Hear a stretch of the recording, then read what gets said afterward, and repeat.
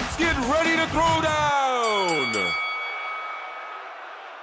What's up, everybody? Welcome to the show, Sales Throwdown. We are continuing to talk about grit. We were going to change the topic, and then we talked about 3 or 4 points and decided that we had enough to go for a whole other episode. So today we're talking about the flip side of grit and when you're just being stubborn, right? Because that's kind of what it evolves to.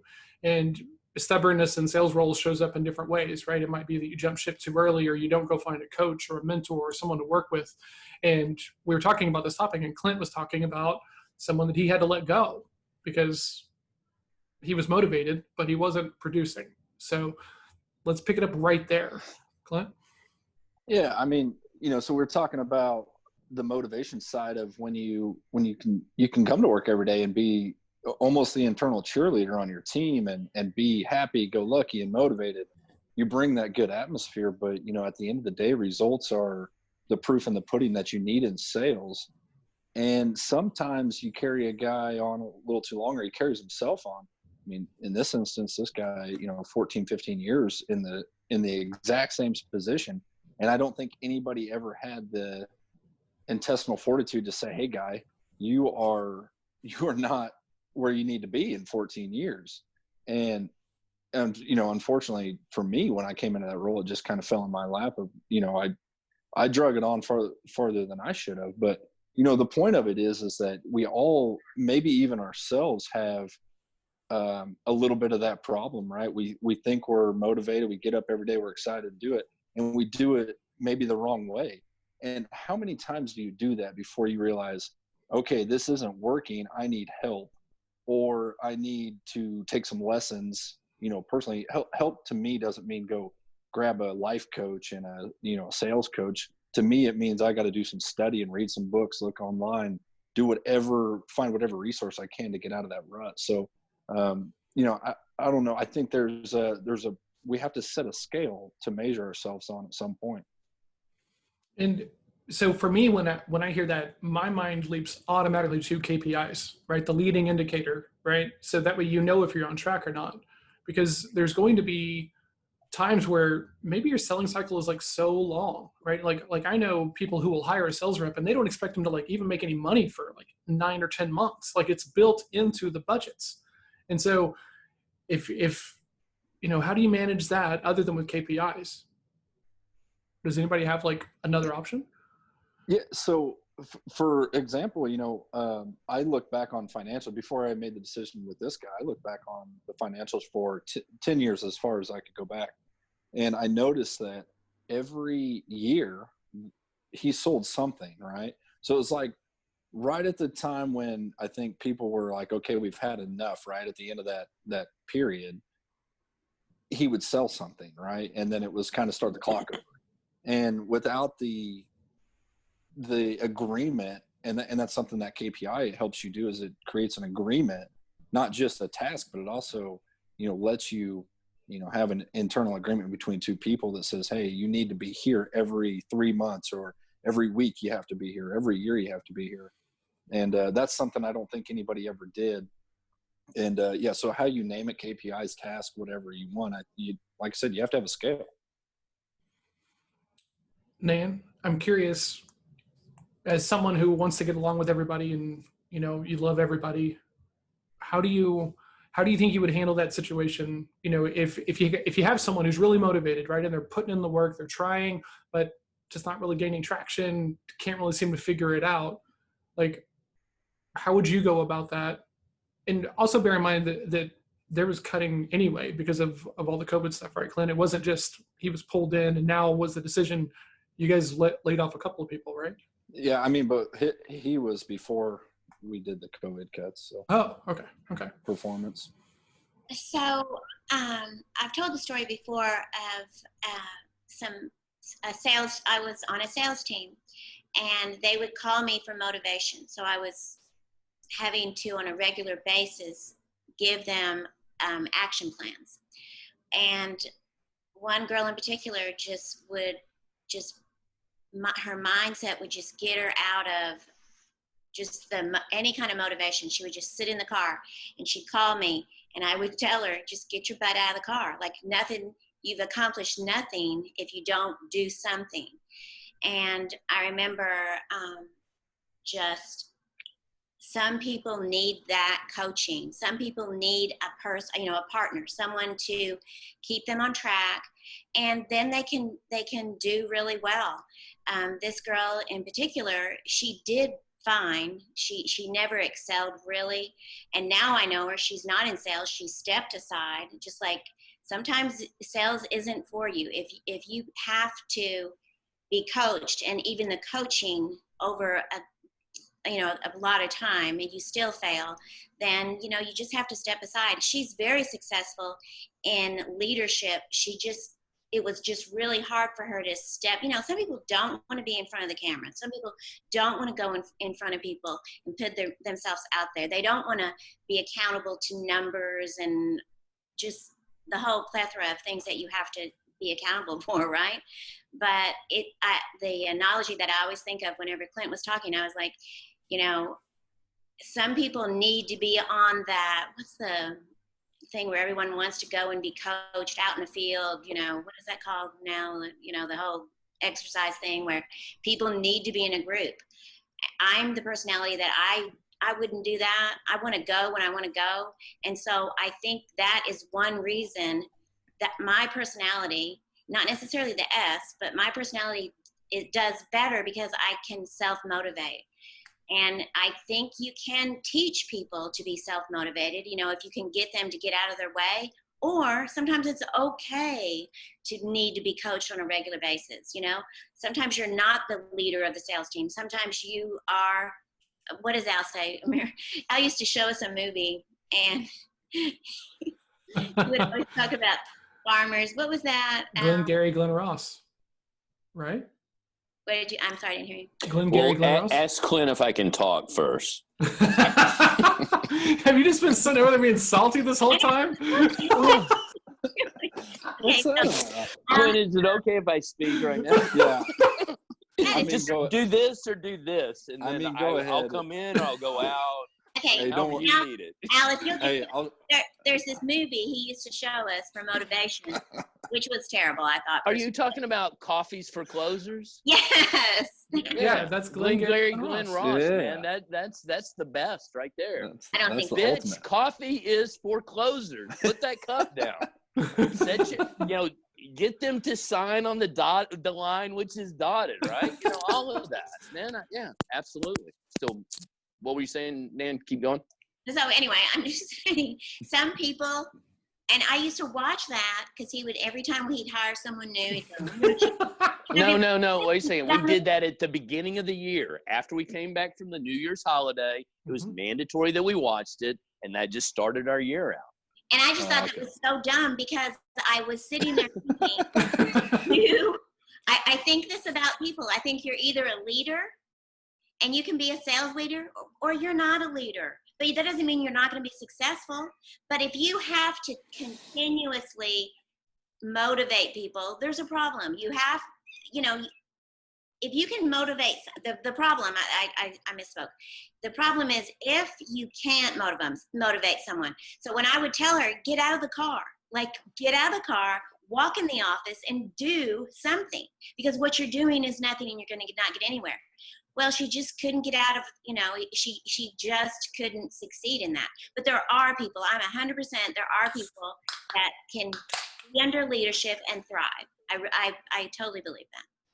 Agreed. So, man, I have so many questions. Because I think there's a difference between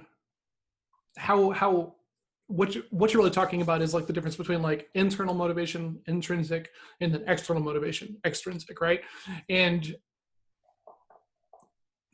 I think that everybody can be intrinsically motivated whenever they figure out their triggers and their whys and all of these things. But I am very much a coached person, right? Like I love like talking with you guys because this fires me up, and like the people around me. So I get it from there, but I'm the first one to admit that I don't have anything figured out, and I'll go sit with someone who is killing it, so where I've never viewed that as a potential like I guess, weakness until just right now when we're talking about this. Well, I'm not saying, I don't think it's a weakness. I think I do. that, I think the I and the D probably see it as a weakness. Oh, gut driven. That's right. That's fair. Yeah, I think that, and not so much people person. Like, I think a really good sales team can thrive better than an individual. I mean, I don't know if this is inappropriate to say, and I'm going to say it anyway. If you have that, right? Well, I think Al is a great. I don't. Uh-oh. Highly Uh-oh. appropriate, obviously. Keep going.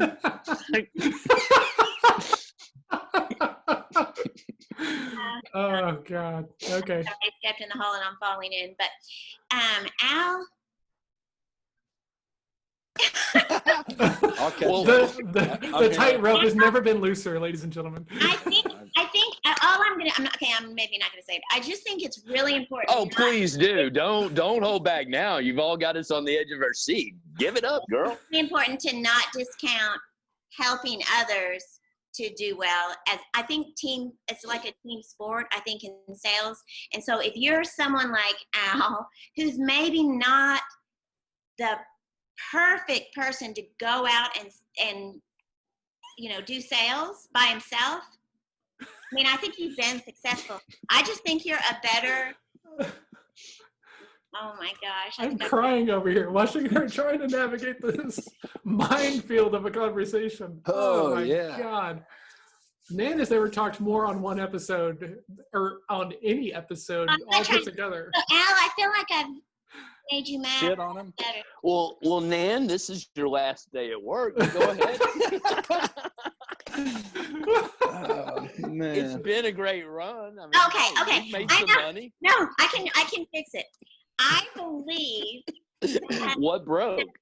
we are kind of like the good cop, bad cop. Like when we started working together, people would go, "What?" They would say to me, "What are you doing with him?" Like, "Oh my gosh, how in the world are you?" And people would say to you, "How are you working with?" I mean, we were just such opposites, right? But together, going on a sales call, I think we do phenomenal.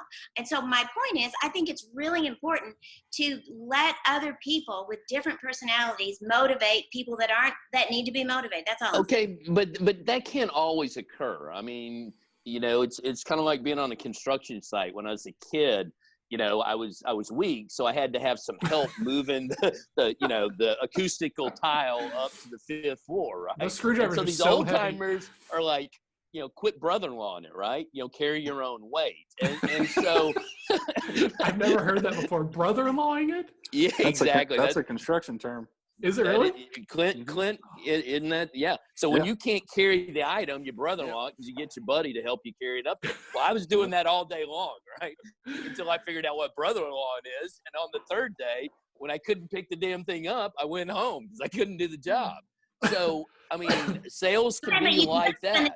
If you would have let someone help you, that's all. But the organization wouldn't allow it to occur, right? That's all I'm simply saying. There are certain sales roles that they won't let you take the good guy, bad guy cop with you. They're like, wait a second, our territory's too big. Get on that fucking plane, go down the road, talk to Joe, and sell him on the item. And nobody else is going with you, right? But that doesn't mean you can't have someone to call to help you, to team up with. It doesn't have to be, it can be virtual. No, true. I agree with what you're saying. I mean, and I think most people would, that, if you're struggling in a particular area, go get a mentor or get some help. Like Clint said, read a book or, do the one-on-one with John and do the role playing.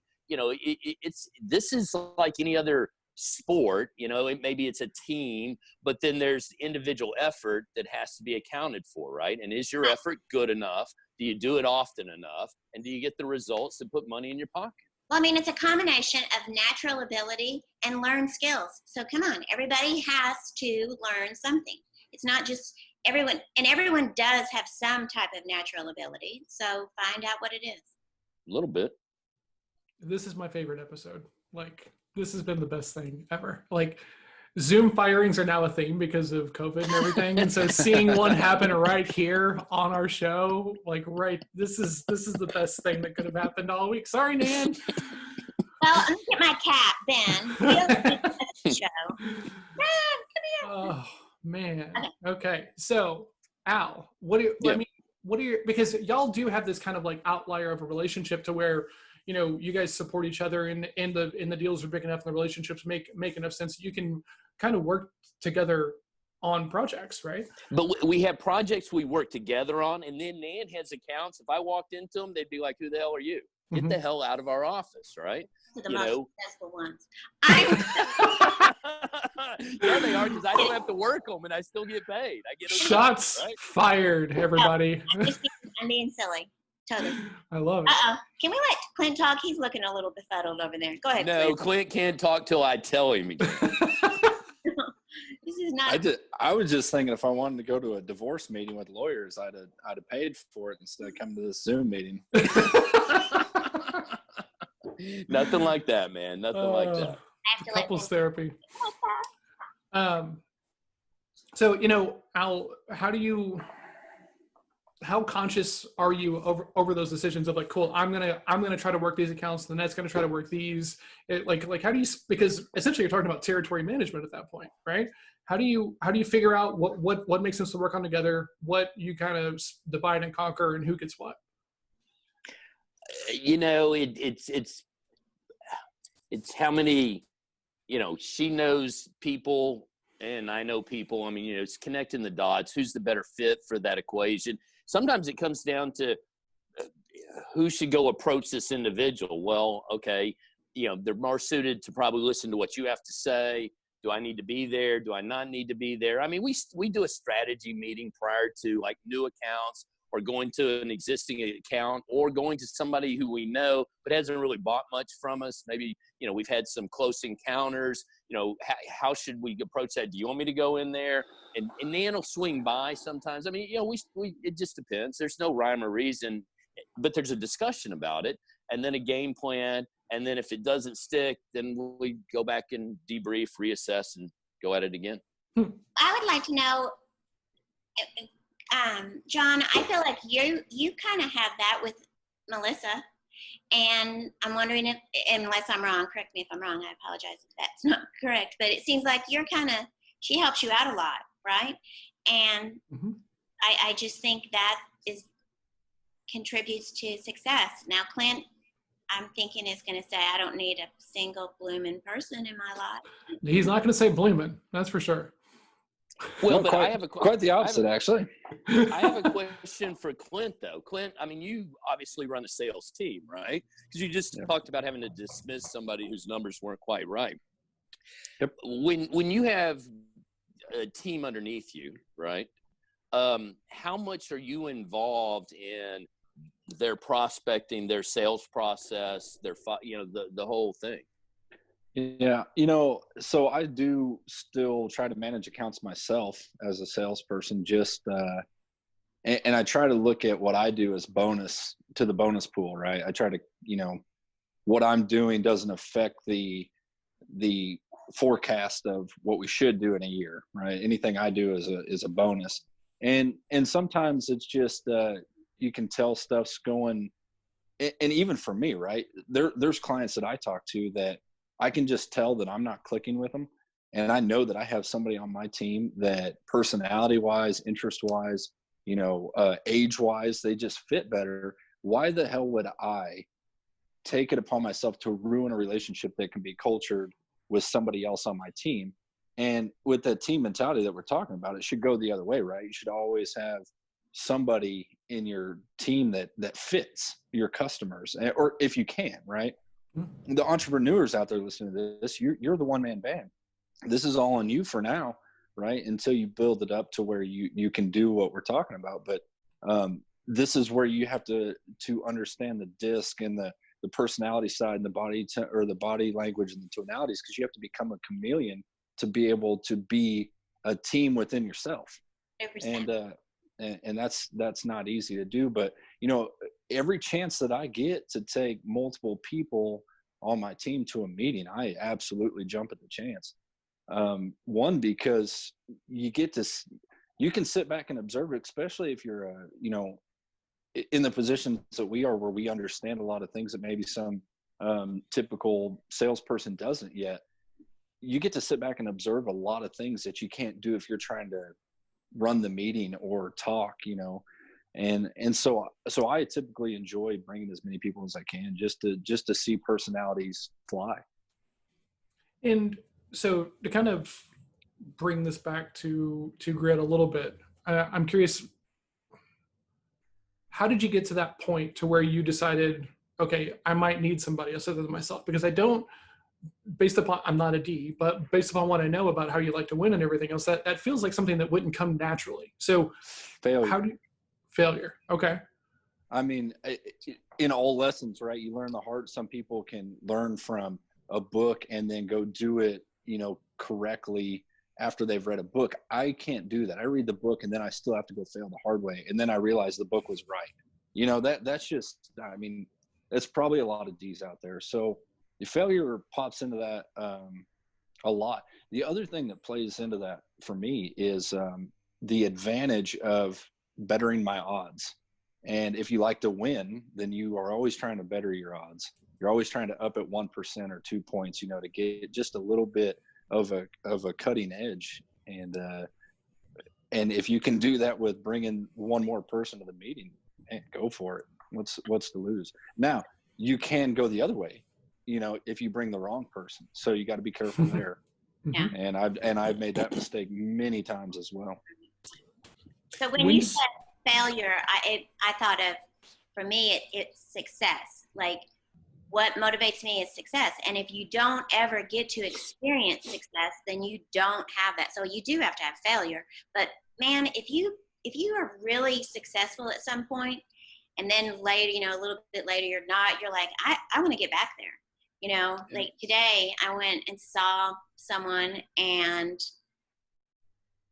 they were just living in a mess, I mean, they just were. And I thought, gosh, have they never lived in organization, that's putting it as nice as, I mean, and I thought maybe they never have. They didn't know there could be better. I can't imagine. And then then I started thinking of my kids, and I thought, I had my youngest son, he was just, when he was at home, he was just messy. I was just like, man, what is the deal? Why is he so dang messy? And now he's married, and his wife the other night was bragging on him, and she was like, man, everything has to be just a certain way, and he's painting all the time. And I thought, oh, he experienced that when he lived at home. There was always, I kept everything clean, organized, nice, and I did that for him. I spoiled his little butt. And so back to sales, I just think the same thing. I think once you experience, oh man, that was a great sale, then you want to get back there. That's a huge motivation, I think.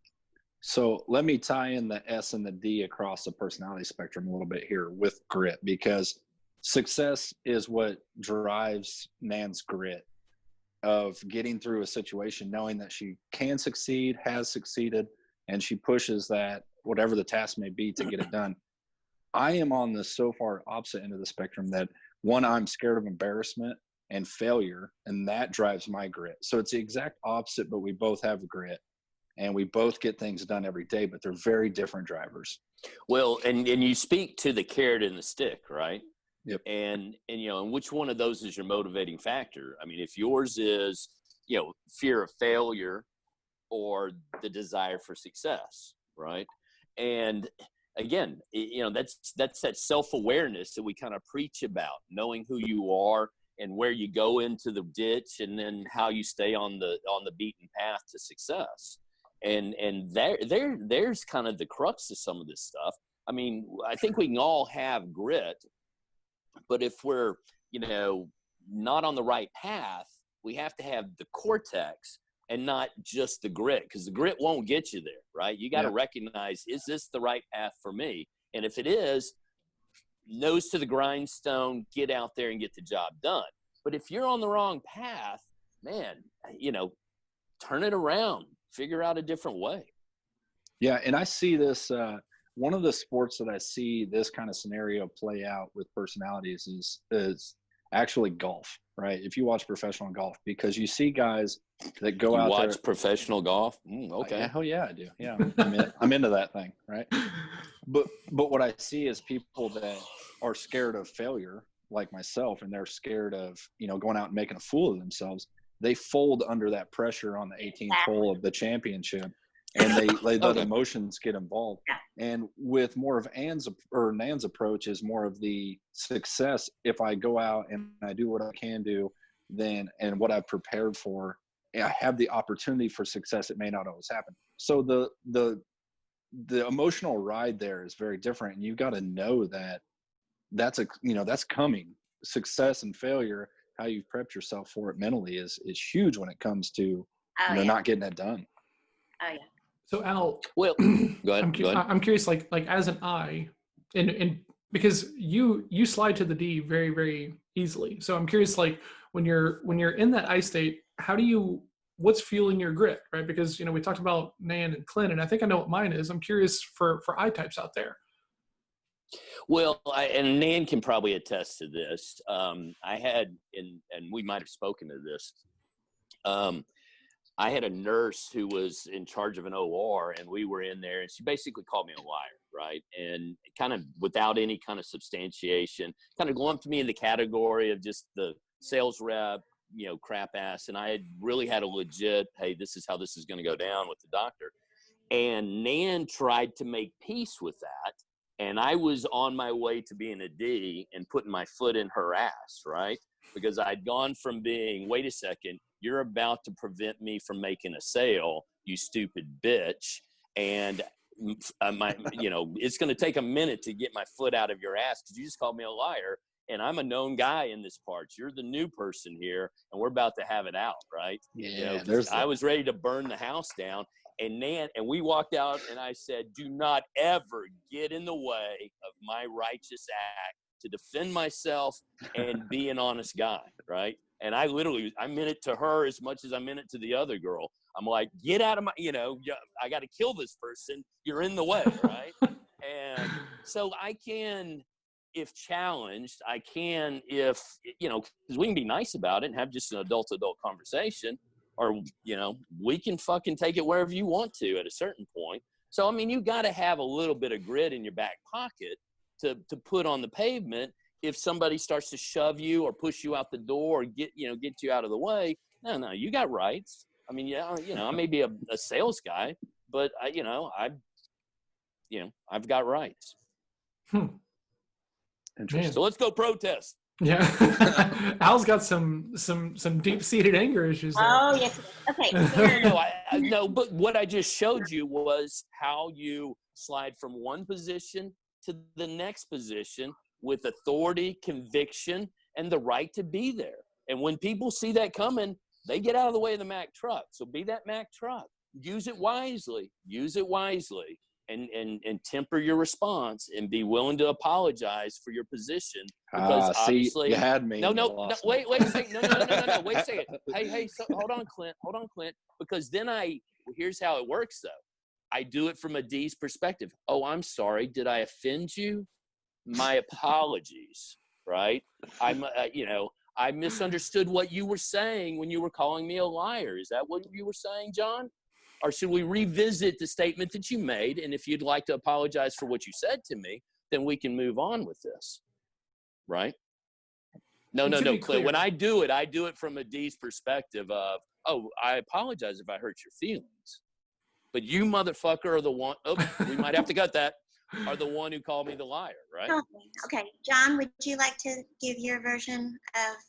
Yeah. So real quick, Al would have called the person a bitch even if they were masculine. So they're not.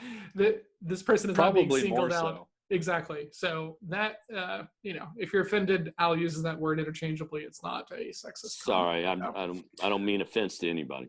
That's fair. So for me, my grit comes from being correct, right? Is what it boils down to, right? Like I need to be technically correct, and so what that means is like it drives me to over deliver as much as I possibly can with the clients and the people that I work with, because when I don't do that, it's a failure. When I don't live up to the standard that I'm going to very clearly communicate, because of that's just how I operate.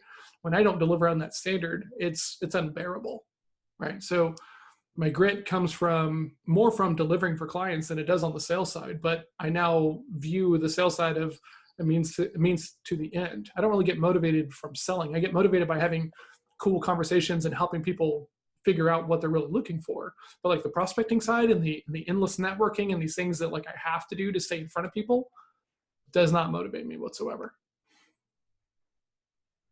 Well, okay, but you said these things that you have to do. So how do you put the smiley face on, and how do you go out and, because I know you do a lot of that. Yeah. You invite me to the things that you kind of before COVID, obviously, put together. So, if that's the grind, how do you stay fresh? How do you, because I could see that being a major component to what you do. I turn it into something that I can win at, really, right? So when I go to like a networking event, I go in there with a goal. Like I'm going to get 5 cards, right? And 3 of the cards need to be somebody that is worth following up with. And so then what happens is I'm just in task mode, right? And how I feel about it becomes less important because now it's just this thing that I can win at. And so then what I do is I run my program that way, right? And so it doesn't motivate me, but it's not something that I avoid. It's something that is part and parcel of this other thing that I get to do. So I make myself do it by gaming it and turning it into something where I can have really clear expectations at the end of the thing. Because like the ambiguity of like networking and asking for referrals and doing some of these things we have to do as salespeople, like the ambiguity of it bothers me, right? Like the no clear direction of just do more. Well, how much more? Right? Like how much of this do I really need to be doing to get to here? And that's why KPIs are such like a great thing. Okay, I need to do this much networking, this much cold calling, this much stuff to get to this amount of decision maker conversations. And then once from there, so a certain number of those should be qualified, and then a certain portion of those get an offer, and then a certain portion of those things close. So then it just becomes one big math problem for me. And then it's something that I can figure out and wrap my head around, and then I get really excited about it. Like I'm fired up. Huh? Yeah. So, when I keep it in my head like that, I can do anything, really. I mean, not anything, but, because Clint's about to be like fly.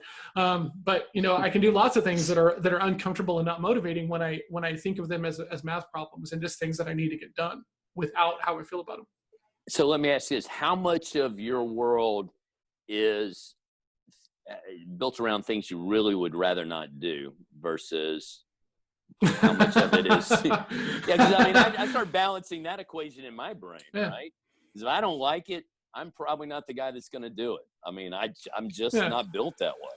This guy, he messaged me the other day and he's trying to sell me on like a fitness package, because he's a fitness coach. And I'm just like, yeah, I know, I don't really need it. And so he's following up and he goes, what do you do for fun? And I sat and thought about it and I was like,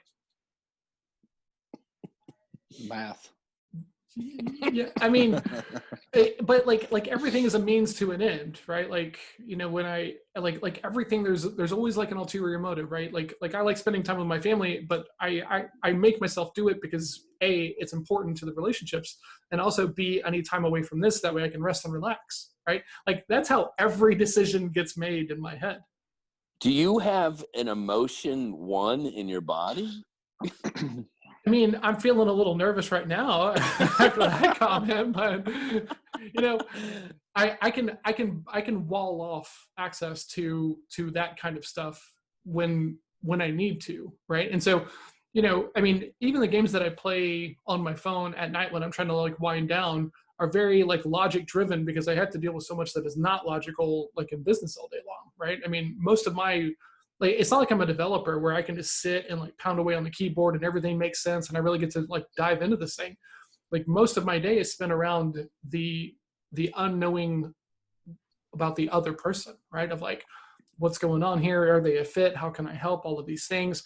And so it's taxing, right? So like this game that I play is like this ridiculous kind of like Sudoku game, but it recharges my like logic battery. And but it's very purpose driven. Like, I don't really do a whole lot and just be like, how did I get here? Like, it just doesn't work that way for me. So I'm boring as hell is what that comes down to. Because there's where, and that's why on the DISC spectrum, we sit at polar opposites, right? Because I don't care. I just got there, right? I can honestly say my thing is well, I like doing this, and this didn't hurt too much and felt good, and I laughed a little bit and drank a glass of wine and had this conversation. And, you know, the next thing I know, wow, man, there was money being made. And I mean, it sounds stupid, and I'm not being contrite when I say this. Sometimes I'm like, how the hell did that happen? Wow, that was pretty cool. You know, I noticed that when, Doc, your personality, the eye to eye, which is most all of salespeople in the world, I would say it's definitely the majority, if not 75, 80% of salespeople are in the eye spectrum. And it's so funny because you get a successful sales guy on your team for 20 plus years, and you hire a new guy that's also an eye. One of the biggest problems is he cannot transfer the how. Yeah. Because he doesn't even know. Nan speaks to that all the time. All the time. She calls me a horrible trainer, and I'm like, but I'm a good trainer. Well, you just don't have any data, and that's just watch, listen, shut the hell up, exactly. And then figure out what that's the curriculum right there. Yeah, as someone who's been through the Doc Owl cycle. The Doc Owl School of Sales before, you know, all the disc stuff and everything else. It was a struggle, right? Because like I want to do well, but I don't really know the key components to doing well, because the information I kept getting was just keep showing up, you know, and bring stuff, you know, bring him stuff, keep showing up, ask for lunches. No, wait a second. To me, I was too smart to be a trainer, because it drives him crazy. He's like, hey, how do you not know that? I know that. And I'm like, that doesn't matter. Yeah. Do you remember that day in the parking lot with the truncated tips? I mean, I have so many stories that I don't even know if I could ever share. Nobody's going to get any of this, guys. I know. It's so inside baseball. So let's wrap things up, guys. Yeah. Inside info. Oh, yeah. So I think we've worked grit to death. So next week we'll have some new topics to talk about. If you are out there selling, trying to sell, doing any of this stuff, and you're not sure who you are, you're probably not selling as well as you could, because you're probably not selling to people who are just like you. Email disc@salesthrowdown.com. You can take one of these assessments and you can figure out exactly who you are and kind of what other people need to have better results. If you're listening, please share this with somebody else. If you're watching on YouTube, please like and subscribe, and we will see everybody next week. Hold on. Oh. I found my training manual. Here's page 1. Here's page 2. Here's page 3, and here's page 4. Fold and repeat. There's the nugget right there. I love that so much. That's cute. Yeah, we're gonna cut that out and make that like a GIF. So be ready. Okay. Awesome. All right, guys. Have a good night. See you. Good night.